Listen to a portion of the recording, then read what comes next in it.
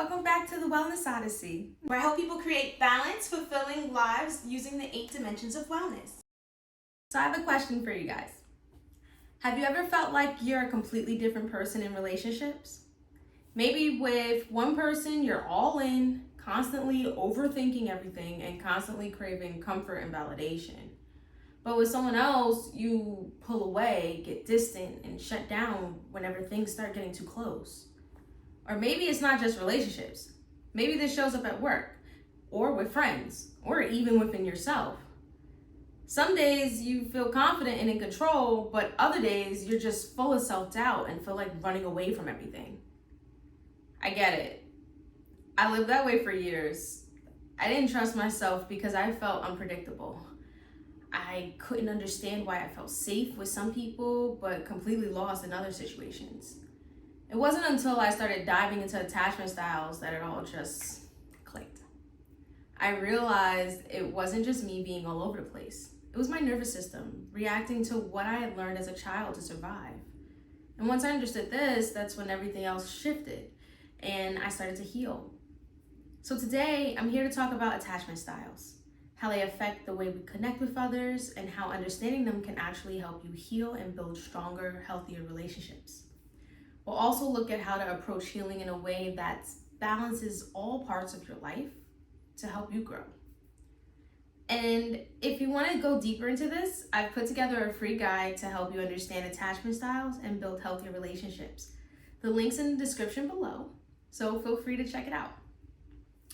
So, what exactly are attachment styles and why do they matter? Well, think of attachment styles like your emotional guide. It's how you connect with others, trust people, and deal with closeness. So these patterns start when we're kids based on how our caregivers took care of us and our emotional needs, or how they didn't. And when we grow up, these patterns stick with us and affect our friendships, our romantic relationships, and even how we treat ourselves. So there are 4 main attachment styles. The first one is secure, where you're comfortable with both being close to people and having your own space. You trust people and you believe relationships can be healthy and balanced. The second is anxious, where you really want to be close to people, but worry that they'll leave you. You might overthink things a lot, always need people to tell you everything's okay, and constantly feel unsure of yourself. Then there's avoidant, where you care so much about your independence that being too close to other people can feel like it's way too much. You might even push people away, even when you actually care about them. And finally, there's the disorganized or fearful avoidant style. So it's a mix of being both anxious and avoidant. So you want to connect with people, but you're also scared of it. So relationships can feel confusing and all over the place. I know for me, it wasn't clear what my attachment style was for a very long time. I thought I was just inconsistent. Some relationships, I was the anxious one. If someone was distant or inconsistent, I'd obsess over fixing things. I'd replay conversations over and over again in my head and wonder what I did wrong, feeling like I wasn't good enough. And then other times, I'd switch into avoidant mode.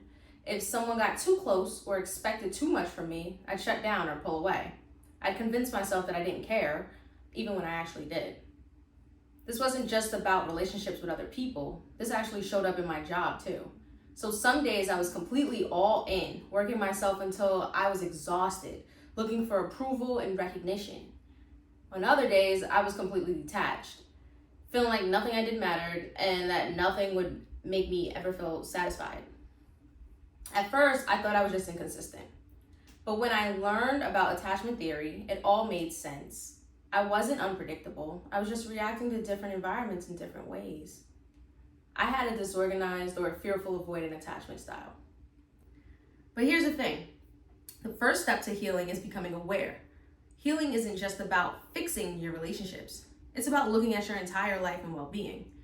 That's what helped me make actual, real, lasting changes. So to truly heal your attachment wounds, you have to look at more than just your emotions. Your relationships are deeply connected to every part of your well-being, which is why I use a holistic approach. It's about balancing all of the different aspects of your life. So take emotional wellness, for example. If you're feeling anxious, it helps to practice ways to calm yourself down, like deep breathing or writing things down in a journal. If you tend to pull away from others, ask yourself, what am I afraid of? Why am I shutting down? How can I share what I need instead? And also, reparenting yourself is important. That's about giving yourself the love, patience, and support you might not have gotten when you were younger. Your physical wellness is also important. The stress you've experienced in life gets stored in your body, and that can trigger anxious or avoidant reactions that you may not even be aware of. Yoga, stretching, walking in a park, or other ways to calm down your nervous system can actually really help with this. When it comes to social wellness, understanding other people's attachment styles can change how you connect with them. Once I started noticing these patterns in others, I stopped taking things so personally. If someone seemed distant, it didn't mean I wasn't good enough.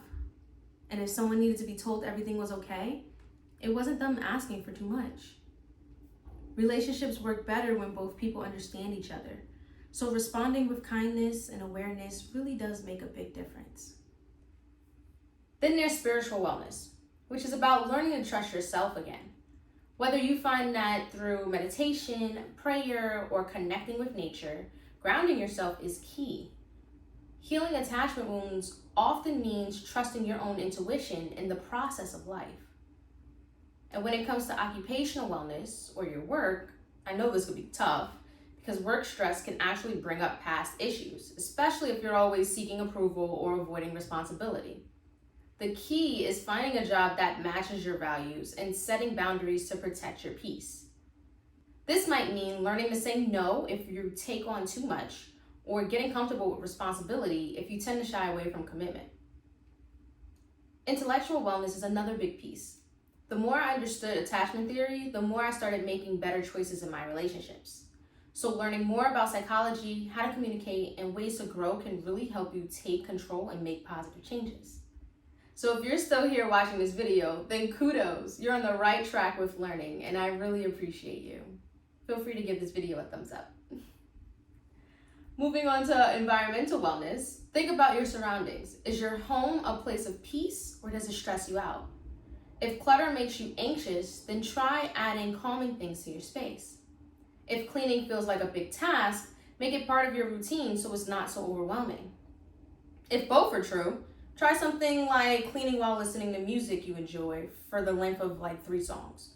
Get creative with it, as long as the job gets done. And then finally, financial wellness is a big one. Our childhood experiences shape how we manage money as adults. Money is a big stress for many people.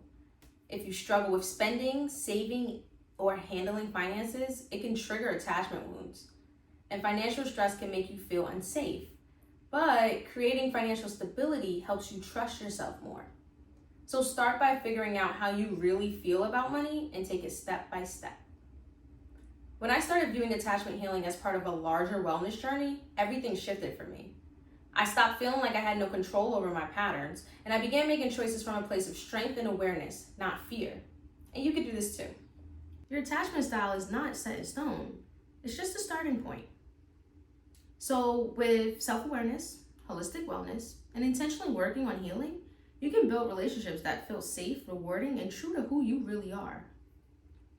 If you want to dive deeper, I've created a free guide to help you build healthier relationships.